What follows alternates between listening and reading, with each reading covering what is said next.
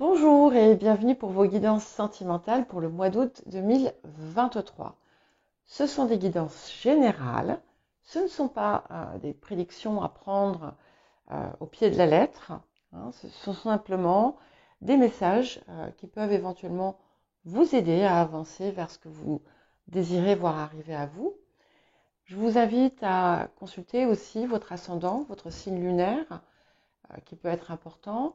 Le signe où se situe votre Vénus natale également, si elle n'est pas dans votre signe solaire. Et bien entendu, n'oubliez pas de faire preuve de discernement et voilà, de prendre les messages pour ce qu'ils sont, un support, un soutien, parfois des mises en garde. Et voilà, ce n'est pas ça ne va pas refléter nécessairement votre vie, hein, donc il est important d'en tirer la substance.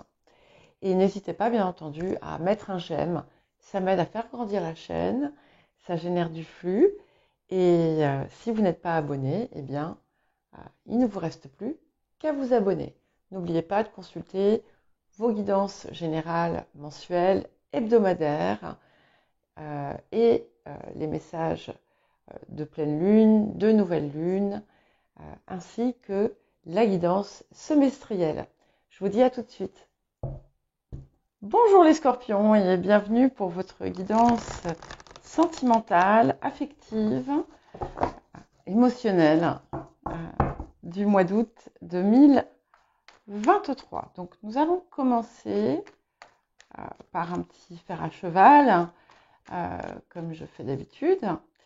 Et ensuite, nous prendrons quelques cartes de l'amour pour voir un petit peu les axes de guérison, de travail en cette période.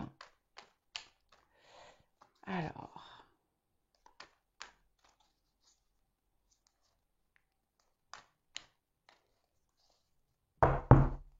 ok. En d'autres paquets, nous avons la force. Intéressant.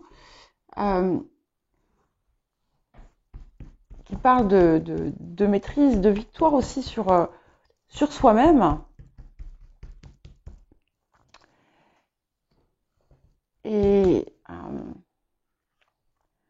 qui peut aussi montrer que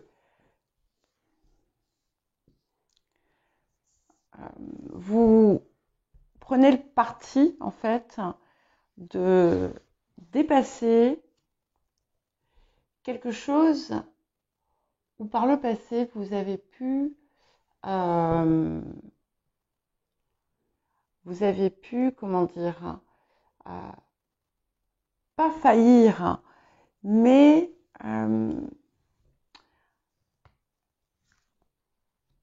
ce qui peut être un point faible chez vous.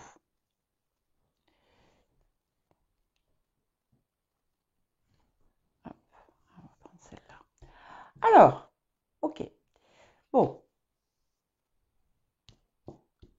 Nous sortons sur les énergies du passé, le 8 d'épée.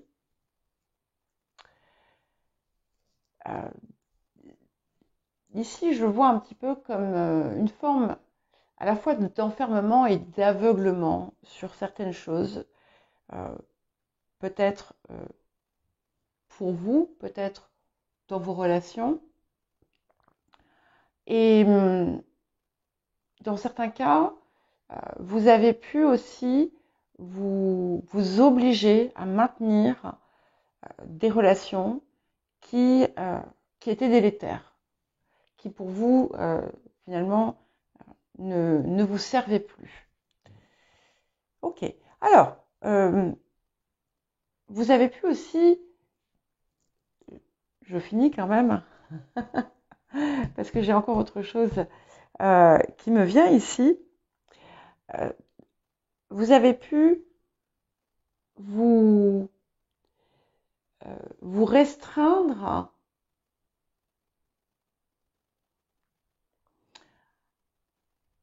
à certains types de relations. Ici, avec le valet de coupe, on a la possibilité d'un nouvel intérêt amoureux. ce que ça me dit également, c'est que on vous demande de vous désencarcaner.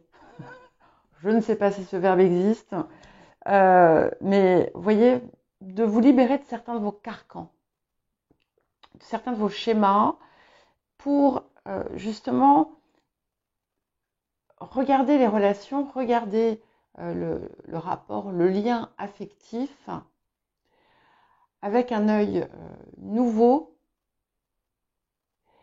et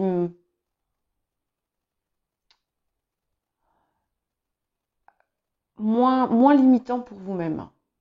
Alors, on va voir ce que ça me dit d'autre. Hein. Ouais. Ok. Et c'est intéressant parce que l'énergie, une des énergies futures, nous apporte la reine d'épée. Alors, ça peut très bien être un intérêt amoureux. Ça peut aussi représenter un état d'esprit qui allège. Vous voyez, parce que la reine d'épée peut aussi représenter un signe d'air. Et c'est quelque chose qui vous rend à la fois plus éveillé à une forme de compréhension et une compréhension intelligente, j'ai envie de dire, du rapport émotionnel. Ça peut aussi indiquer un lien sur lequel vous allez trancher. Peut-être en raison d'une certaine froideur. On va voir. Alors, les conseils. Donc, sur les conseils, nous avons la grande prêtresse et le 7 de bâton. Donc, ce 7 de bâton vous amène à ne pas transiger sur ce que vous désirez, sur l'idéal que vous avez. Alors, attention avec le terme idéal, on n'est pas dans une idée de rêve délirant. Hein. On est sur les choses qui vous paraissent vraiment importantes et fondamentales. Et comme nous avions cette force en taux de paquet, c'est justement peut-être que sur ce point où vous avez par le passé transigé, et là on vous dit non, maintenant tu ne transiges plus dessus, ne laisse pas parler inconsidérément certaines pulsions ou certaines envies qui découlent de restrictions que tu t'es imposées, mais vois plus grand.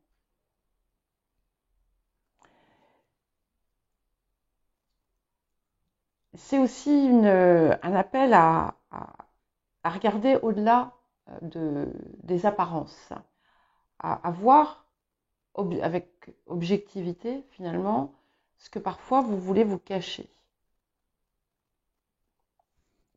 Que ce soit vous concernant vous ou concernant les autres hein, dans vos relations. Ok. Alors, ce qui vient poser problème en cette période, c'est un choix ou une décision que vous avez à prendre. Et vous n'êtes pas forcément content ou contente des choix qui s'offrent à vous. Ok.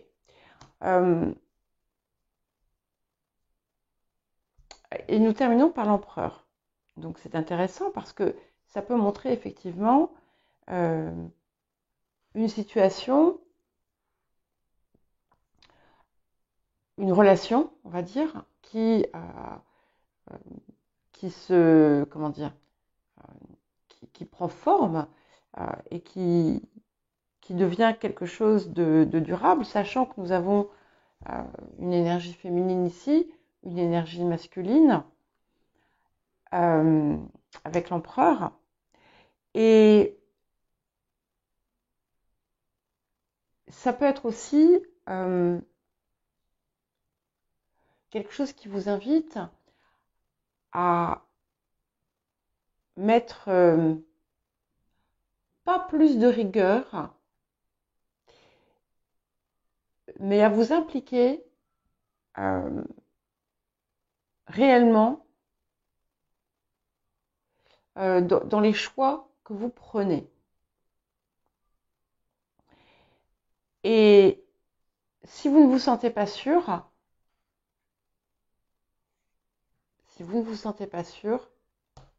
n'y allez pas. Si vous vous sentez sûr, allez-y. Je sais que ça peut paraître facile à dire, que ça peut vous paraître vide de sens, mais ce que je vois ici, c'est qu'en fait, c'est vraiment important pour vous, pour ne pas retomber dans une forme de désillusion.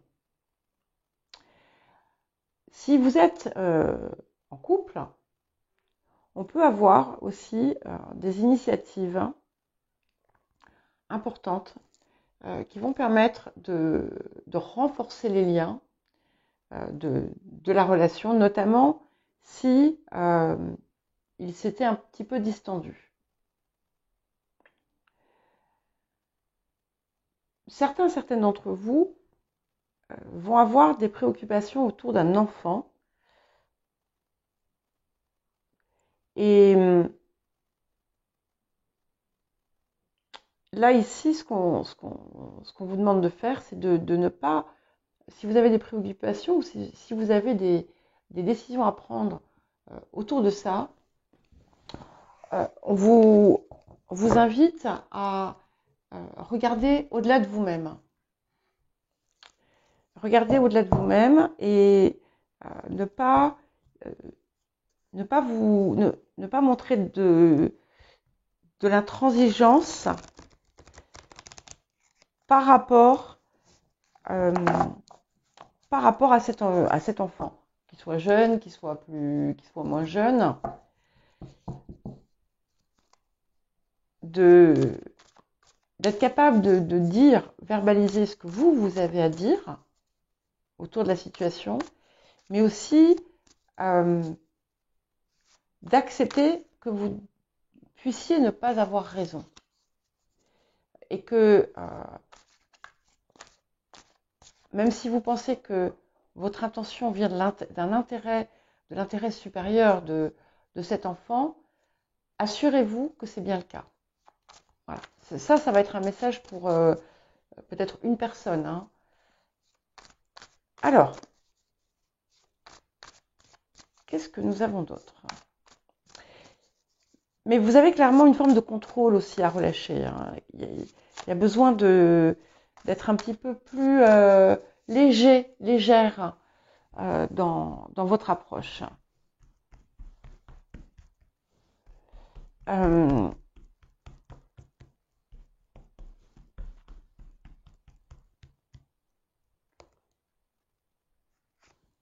Allez, on va prendre 3 cartes.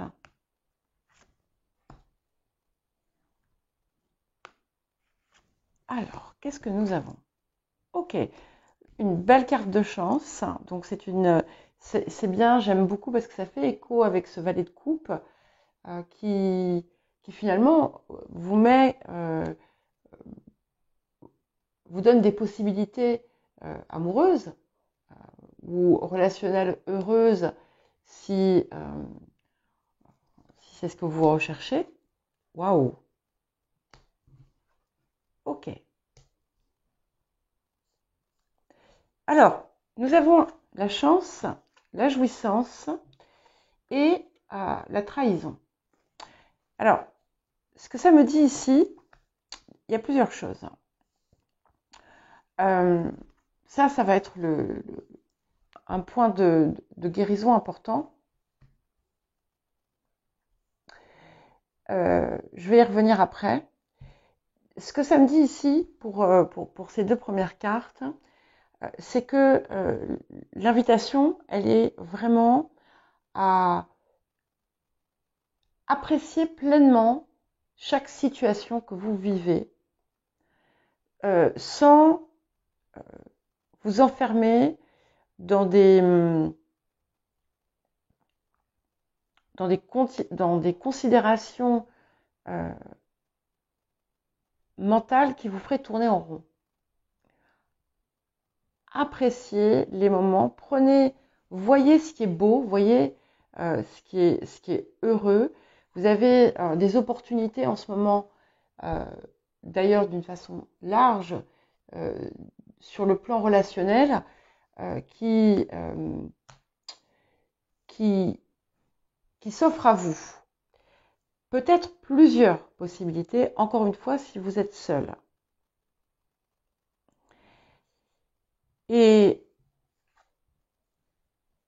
cette carte de trahison ici vous parle à la fois de la trahison que vous pouvez exercer sur vous-même en